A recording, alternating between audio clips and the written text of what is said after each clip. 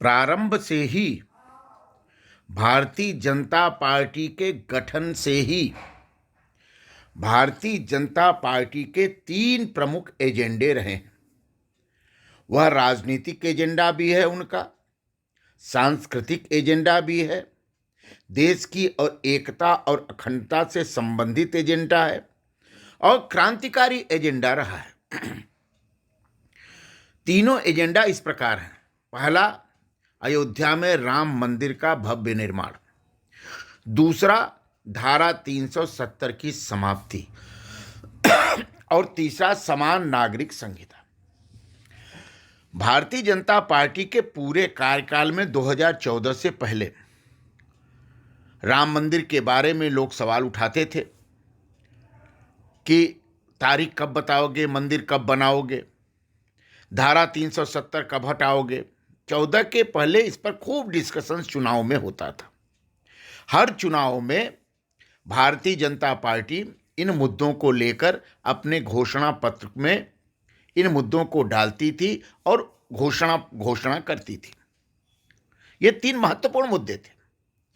यह उनके सांस्कृतिक राष्ट्रवाद का आधार है, यह उनके राजनीतिक दर्शन का आधार है, यह पंडित दीनदयाल उपाध्याय और श्यामा प्रसाद मुखर्जी के चिंतन का आधार है। यह आधार बहुत साफ है, बहुत साफ तौर पर भारतीय जनता पार्टी कहती रही। अब आप देखिए, भारतीय जनता पार्टी जो कहती है कैसे करती है, और भारतीय जनता पार्टी जो आज कह रही है वो कल कैसे करेगी, ये बात समझ लीजिए। राम मंदिर का निर्माण हो रहा है, एक एजेंडा उनका पूरा हो गया। 2019 में धारा 370 भी कश्मीर से हटा दिया, दूसरा एजेंडा पूरा हो गया। अब तीसरा एजेंडा पर लगातार मांग चल रही थी कि समान नागरिक संहिता, इस पर खूब बात हुआ है, बड़े बड़े लोगों ने लेख लिखे, जर्नल्स में पेपर्स आए हैं, सब कुछ हुआ है। अब आप देखिए, भारतीय जनता पार्टी समान नागरिक संहिता को लागू करने के लिए अपने रास्ते को स्पष्ट कर दिया। उत्तरांचल में सबसे पहले, उत्तराखंड में कॉमन सिविल कोड के लिए उत्तराखंड ने कमेटी बना दी हाई कोर्ट के निर्णय से। और अब दूसरा राज्य उनका है, उनके नेतृत्व का राज्य गुजरात, जिसमें उन्होंने कॉमन सिविल कोड, समान नागरिक संहिता को लागू करने के लिए कमेटी की घोषणा कर दी, कमेटी बना दी। इसका मतलब क्या हुआ? इसका मतलब ये हुआ कि संविधान ने ये राज्यों को यह अधिकार दिया है कि राज्य अगर चाहें तो अपने क्षेत्र में समान नागरिक संहिता ला सकते हैं। भारतीय जनता पार्टी शासित सभी राज्यों ने संविधान में दिए गए इस धारा का अनुपालन करते हुए समान नागरिक संहिता को लाने की तैयारी शुरू कर दी। पहला राज्य उत्तराखंड हुआ, दूसरा गुजरात हो गया। इसका मतलब यह है कि भाजपा शासित जितने भी राज्य इस देश में हैं, धीरे धीरे सभी राज्यों में इस संविधान के इस नियम का पालन करते हुए समान नागरिक संहिता के लिए कमेटी बनेगी। यह जरूरी है।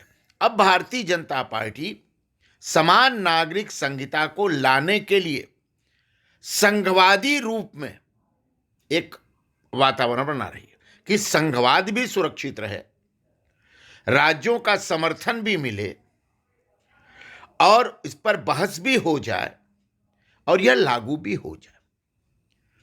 गुजरात में जैसे ही समान नागरिक संहिता, कॉमन सिविल कोड लाने के लिए कमेटी की गठित हुई, देश में लोगों के कान खड़े हो गए।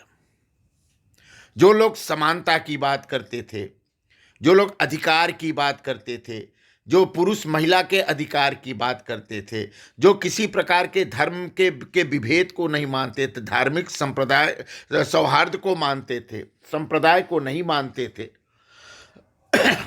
जो धर्मनिरपेक्ष थे, अब वही लोग खड़े होकर के समान नागरिक संहिता के खिलाफ बोलने लगे। यह दुर्भाग्य देखिए, अब समानता की बात खत्म हो गई। बाबा साहब भीमराव अंबेडकर ने समान नागरिक संहिता की वकालत की है और बाबा साहब भीमराव अंबेडकर के अनुयायी भी समान नागरिक संहिता का विरोध करते देखे जा रहे हैं। अब निश्चित है ये कि 2024 तक आते आते इस देश में समान नागरिक संहिता का कानून बन जाएगा। पति पत्नी के रिश्ते पर समान कानून, संपत्ति जायदाद पर समान कानून, धर्म इसमें आड़े नहीं आएगा। और आप देख लीजिएगा, कई लोग यह कहने लगे कि हमारे पर्सनल लॉ में हस्तक्षेप बर्दाश्त नहीं होगी। ये कहने लगे, इतने डर गए हैं लोग समान नागरिक संहिता गुजरात में आते ही कि हमारे पर्सनल लॉ में हस्तक्षेप हम बर्दाश्त नहीं करेंगे। अब यह तय हो जाना चाहिए कि पर्सनल लॉ बड़ा है कि कानून बड़ा है, संविधान बड़ा है, यह भी तय हो जाना चाहिए। अगर पर्सनल लॉ बड़ा है तो पर्सनल लॉ तो हिंदुओं के भी हैं, पारसियों के भी हैं, जैनियों के भी हैं, बौद्धों के भी हैं, सबके पर्सनल लॉ हैं। सबके पर्सनल लॉ होते हुए सभी ने भारत के संविधान का सम्मान किया। किसी ने नहीं कहा कि हमारा पर्सनल लॉ में हस्तक्षेप करेंगे तो हम बर्दाश्त नहीं करेंगे। लेकिन लोग कहने लगे कि पर्सनल लॉ में हस्तक्षेप बर्दाश्त नहीं करेंगे। इससे एक बात साफ हो जाएगी कि देश में पर्सनल लॉ बड़ा होगा कि संविधान बड़ा होगा, इस पर खूब बहस चलेगी।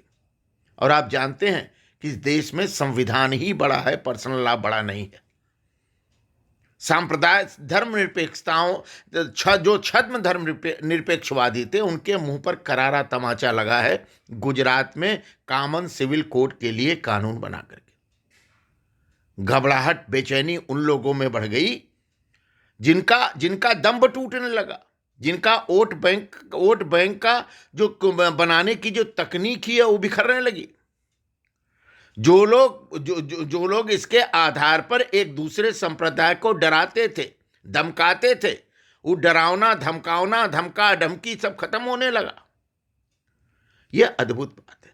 तो ऐसा लगता है कि देश में भारतीय जनता पार्टी ने एक औरा बना दिया है देश में कि हम जो कहेंगे वो करेंगे, हम जो कहते हैं उसको करके दिखाते हैं। जैसे बुलेट ट्रेन की घोषणा हुई, मोदी जी ने 2014 में की थी, उस पर लोगों ने बड़ी हंसी उड़ाई, कहाँ से पैसा आएगा, कैसे बनेगा, तकनीक कहाँ है। अब जब बुलेट ट्रेन का संचालन और उसका निर्माण का कार्य चलने लगा तो लोगों के मुंह बंद हो गए। 2024, 2025, 26 तक वो भी बन जाएगा। भारत में बुलेट ट्रेन आ जाएगी। Semi bullet train Vande Bharat की तरफ आई गई, जिसकी कल्पना किसी ने नहीं की थी। तो ये भाव भारत में पैदा, अब इस भाव के आगे अब आने वाले चुनाव में राजनीतिक दलों को भागे। जो भाजपा कहेगी वो करेगी, और जो भाजपा आज कहेगी वो 25 साल बाद करेगी जरूर। ये पक्की बात है, क्योंकि राष्ट्रवाद उसका एजेंडा है, राष्ट्र सर्वोपरि उसका एजेंडा है। और जब राष्ट्र सर्वोपरि एजेंडा होगा ना, तो और राष्ट्र के लिए जो आवश्यक परिवर्तन होंगे, सुधार होंगे, उसको करने में भारतीय जनता पार्टी को किसी प्रकार का गुरेज नहीं है, क्योंकि वह वोट और सत्ता की राजनीति नहीं करती, वह राष्ट्र निर्माण की राजनीति करती है। यह बात बहुत साफ है।